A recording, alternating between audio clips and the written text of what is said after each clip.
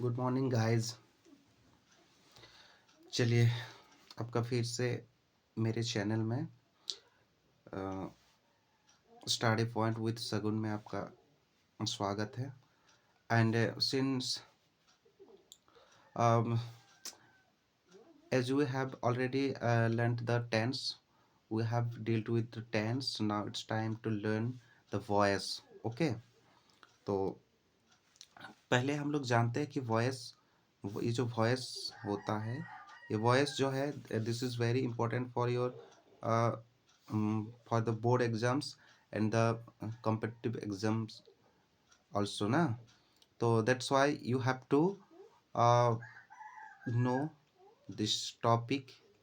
And चलिए, इसको हम लोग को अच्छे से जानना होगा कि वॉइस, ठीक है, कि वॉइस क्या होता है। ठीक है, अब ये जो होता है the form of a verb, ठीक है, the form of a verb that shows whether the subject of a sentence does an action और has an action done to it. ठीक है, मतलब कि वॉइस हमें बताता है कि कोई जो एक्शन हुआ, मतलब कोई जो क्रिया होती है, ये जो क्रिया होती है सब्जेक्ट के द्वारा मतलब किया जाता है, या फिर वो जो क्रिया है वो सब्जेक्ट पर ही किया गया है। ठीक है, इस तरह से हम लोग टेंस को ये वॉइस को इस तरह से हम लोग दो भागों में बांटते हैं, active voice and passive voice. Active voice माने जो कर्ता के द्वारा जब कुछ किया जाता है, ऐसा कुछ बोध हो, है ना, जो सब्जेक्ट कुछ करते हैं तो उसको एक्टिव वॉइस कहते हैं। और पैसिव वॉइस किसको कहते हैं? जिसमें सब्जेक्ट पर ही कुछ किया गया हो, सब्जेक्ट पर ही कोई एक्शन किया गया हो। ठीक है, that is called passive voice. तो आप लोग एग्जाम्पल देख सकते हैं, जैसे मोहन बीट्स राम, मोहन राम को मारता है। ठीक है, तो ये हो गया हम लोग का एक्टिव। फिर दूसरा क्या हो गया? Ram is beaten by Mohan, ये हम लोग का पैसिव, क्योंकि ये सब्जेक्ट के द्वारा, मोहन के द्वारा कुछ किया गया है ऐसे बोध हो रहा, इसमें सब्जेक्ट को प्रधानता दी जा रही है। ठीक है, प्रायोरिटीज दी जा रही है मोहन को। और इसमें देखिए ये ऑब्जेक्ट जो है राम, राम को प्रधानता दी जा रही है। मतलब अगर सब्जेक्ट को प्रधानता दी जाती है तो उसको एक्टिव वॉइस कहते हैं, और अगर ऑब्जेक्ट को प्रधानता दी जाती है तो उसे पैसिव वॉइस कहते हैं। तो थोड़ा वीडियो बंद कर देते हैं, ठीक है, फिलहाल के लिए। चलिए, अब फिर से नेक्स्ट एग्जांपल ले सकते हैं, he reads a book, he reads a book. तो ये क्या हो गया उसका पैसिव वॉइस में? A book is red by him, a book is red by him. चलिए, अभी हम लोग आगे देखते हैं कि दोनों उदाहरण को जो पढ़ के हम लोग को क्या पता चला, या तो सब्जेक्ट स्वयं कुछ करता है, खुद कुछ करता है, या फिर क्या होता है कि कि सब्जेक्ट पर कुछ कार्य किया जाता है। ठीक है, तो सब्जेक्ट जब खुद कुछ करता है तो उसको एक्टिव वॉइस, और जब सब्जेक्ट पर कुछ किया जाता है तो उसको पैसिव वॉइस कहते हैं। एक्टिव वॉइस में सब्जेक्ट की प्रधानता रहती है, पैसिव वॉइस में ऑब्जेक्ट की प्रधानता रहती है। ठीक है, अब देखिए एक्टिव वॉइस में याद रखिएगा, जो कि हम लोग टेंस पढ़े हैं, टेंस में जितना हम लोग मतलब फॉर्मूलाज पढ़े हैं, जितना हम लोग टेंस पढ़े हैं, टोटल 12 एक्टिव वॉइस होते हैं। कितना? 12 एक्टिव वॉइस होते हैं, जबकि पैसिव वॉइस जो है उसका 8 टेंस का ही पैसिव वॉइस बनता है। ठीक है, अब देखिए किनका किनका नहीं बनता है। तो टोटल 12 टेंस है, हम लोग को पता है अच्छे से उसका पार्ट, सब पार्ट्स। ठीक है, तो present perfect continuous, past perfect continuous, future perfect continuous और फ्यूचर कंटिन्यूअस टेंस, इनका नहीं बनता है। ठीक है, चलिए, पैसिव वॉइस इनका नहीं बनता है। अब एक्टिव और पैसिव वॉइस बनाते समय हमें कुछ नियम का पालन करना होता है, कुछ रूल्स हमें याद करना होता है। देखिए, सबसे पहले ये पहला रूल, सब्जेक्ट को ऑब्जेक्ट बना देना है, और इसके पहले बाय का प्रयोग करना है। देखिए, सब्जेक्ट और यहाँ पे वर्ब ऑब्जेक्ट होता है ना, तो यहाँ पे सब्जेक्ट को क्या बना देना है? ऑब्जेक्ट, और ऑब्जेक्ट को क्या बना देना है? सब्जेक्ट बना देना है। ठीक है, और वर्ब, वर्ब के पहले क्या लगा देना है? बाय, क्या लगा देना है? बाय। ठीक है, उसके बाद क्या होता है? वर्ब के पहले एक वर्ब टू बी, माने am, is, are, was, were, be, been, being का प्रयोग सब्जेक्ट के नंबर और वर्ब के टेंस के अनुसार करें। टेंस के अनुसार कैसे होता है, नंबर के अनुसार कैसे होता है, ये हम लोग आगे देखेंगे, ठीक है।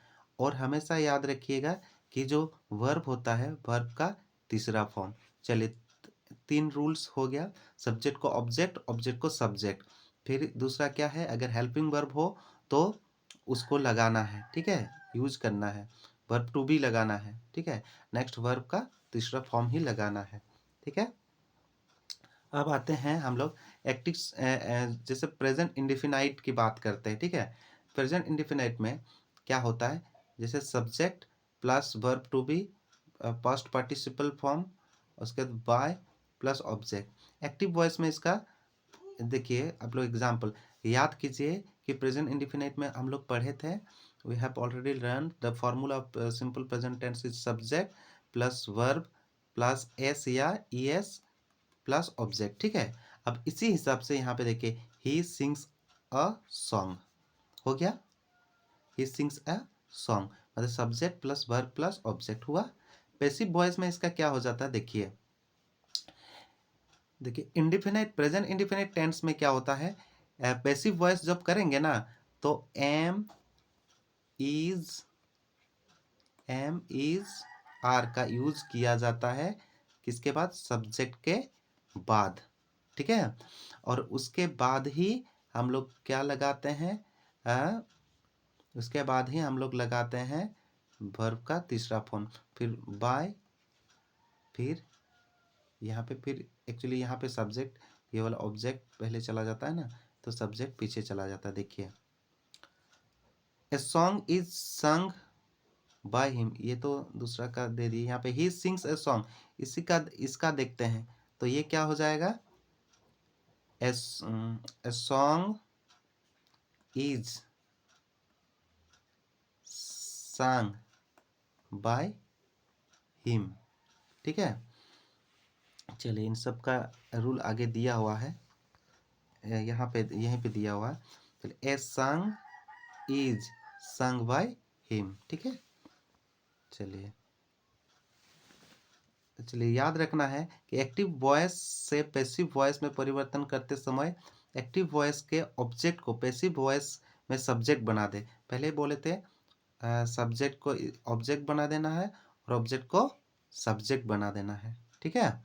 और उसके बाद बाय लगा देना है, V3 के पहले, नहीं सॉरी, V3 के बाद बाय लगाना है, ठीक है। V3 के बाद बाय लगाना है, इतना याद रखिए, ठीक है। चलिए हम लोग आगे चलते हैं। देखिए यहाँ पर टेबल में हम बताना चाहते हैं, देखिए ये जो सब्जेक्ट होता है, ये सब्जेक्टिव केस, ये सब सब्जेक्ट जब ऑब्जेक्ट में चेंज हो जाता है, ऑब्जेक्ट में चला जाता है, ऑब्जेक्ट में कन्वर्ट होता है, तो उसका रूप, उनका फॉर्म चेंज हो जाता है। कैसे चेंज हो जाता है, आई से आई जो है वो मी हो जाता है, उ से आस हो जाता है, यू से यू, ही से हिम, सी से हार, दे से देम हो जाता है। इसको याद रखना है, ठीक है। जैसे देखिएगा, देखिए example, I write a letter, ठीक है। चलिए प्रेजेंट इंडिफिनाइट का तो फॉर्मूला क्या है, object plus am is are plus V3 by subject. I write a letter, तो क्या हो जाएगा, ऑब्जेक्ट है ए लेटर, तो a letter is written by me. She cooks food, तो क्या हो जाएगा, food is cooked by her, passive voice में, ठीक है। देखिए कभी कभी ना हम लोग ये जो बाय फिर सब्जेक्ट को डाल दे रहे हैं, कभी कभी सब्जेक्ट का हम लोग यूज नहीं करते। किन किन स्थिति में हम लोग नहीं यूज करते, देखिए सबसे पहले यदि वाक्य में समवन, एवरीवन, एनीवन ये सब अगर रहे, तो हम लोग उसको जब सब्जेक्ट के रूप में हम लोग लिखते हैं बाय के बाद इन सब का यूज नहीं करते हैं, समवन, एवरीवन, एनीवन, इनका यूज नहीं करते हैं। दूसरा हम लोग कब नहीं यूज करते हैं, देखिए जब कभी कभी कोई चीज हम क्या होता है ना कि कौन क्या कर रहा है, सिर्फ हम लोग के लिए एक्शन इम्पोर्टेंट होता है, एक्शन इम्पोर्टेंट होता है, लेकिन कौन कर रहा है ये इम्पोर्टेंट हमें नहीं होता है, उसमें हमें कोई इंटरेस्ट नहीं लेना होता है, तो हम लोग क्या करते हैं, तो हम लोग बाय के बाद उस सब्जेक्ट का यूज नहीं करते। जैसे कि हम बोल सकते हैं the thief steals the chair, the thief steals the chair, उसका जो वॉइस चेंज करेंगे, the chair is stolen by, the chair is stolen by the thief नहीं लिखेंगे, ठीक है। वहाँ पे द थीफ का यूज करेंगे ही नहीं, बाय द थीफ, है ना, बाय द थीफ यूज करेंगे नहीं, क्योंकि चोरी जो है ना वो हम लोग को चोरी से मतलब है, थीफ से नहीं मतलब है। तो हम लोग बोल सकते हैं the chair is stolen, the chair is stolen, simple, ठीक है। जैसे कि the police catches the thief, तो उसमें भी हम लोग को पुलिस से कोई मतलब नहीं, क्योंकि पकड़ा ना थीफ को। हम लोग को ऐसे भी पता है कि थीफ को कौन पकड़ा था, जनरली चोर को पकड़ने वाला पुलिस ही होते हैं। तो हम लोग बोल सकते हैं the thief is caught, the thief is caught, by the police नहीं लगाएंगे, the thief is caught, okay. तो ऐसे ही याद रखना। देखिए समवन हेल्प मी, तो आई वॉज हेल्प्ड, ये एक्चुअली हम लोग का सिंपल पास्ट में आया है, ठीक है। ये सब हम लोग पढ़ेंगे आगे। Everybody satisfied him, he was satisfied, यहाँ पे एवरीबॉडी, एनीबॉडी, एवरीवन, समवन, ये सब रहने से देखिए, है ना, नोबॉडी, ये सब जो है रहने से देखिए यहाँ पे ऑब्जेक्ट का यूज नहीं हुआ है, ऑब्जेक्ट का यूज नहीं हुआ है। चलिए इसको देख लीजिएगा, है ना, हम लोग आगे चलते हैं। प्रेजेंट इंडिफिनाइट टेंस में कुछ वाक्य की बनावट इस प्रकार होती है, जैसे I am to help him, ठीक है, I am to help him, तो ये जो टू हो जाएगा, टू हेल्प, मतलब इसको इन्फिनिटिव बोलते हैं, तो क्या हो जाएगा इसका पैसिव वॉइस हो जाएगा, he is to be help by me. I can help him, he can be help by me. देखिए यहाँ पे ये मॉडल है, मॉडल के साथ बी का यूज होता है, मॉडल के साथ बी का यूज होता है। आई मस्ट हेल्प हिम, तो he must be help by me, ठीक है। देखिए कुछ वर्ब्स के बाद पैसिव वॉइस में बाय का प्रयोग नहीं होता है, ये सब बहुत इंपॉर्टेंट पॉइंट है, इनको याद रखना। जैसे ही सेटिस्फाइड एवरीबॉडी, है ना, तो everybody was satisfied with him, ठीक है। इसमें आप लोग देखिए कि बाय का यूज नहीं हुआ, बाय का यूज नहीं हुआ। वैसे कुछ वर्ड्स होते हैं, ठीक है, माने कुछ वर्ब्स होते हैं जिनके साथ हम लोग का क्या नहीं लगता, बाय का यूज नहीं होता। जरूर नहीं कि हमेशा बाय का यूज हो। जैसे कि देखिए ये जो नो, नो के साथ टू लगता है कि नहीं। देखिए ये जो सॉफ्ट के साथ एट लगा, ठीक है। वैसे ही सरप्राइज्ड के साथ एट लगा, सरप्राइज्ड के साथ एट लगा, ठीक है। इंटरेस्ट के साथ इन लगा। तो ये सब जो है इन वाक्यों में क्रमशः विथ, टू, एट, इन का प्रयोग हुआ है। तो सबके साथ याद रखिए बाय का यूज नहीं होगा, किसी किसी के साथ दूसरा प्रीपोजिशंस का भी यूज होता है, ठीक है। अब चलिए अब हम लोग आते हैं प्रेजेंट कंटिन्यूअस टेंस।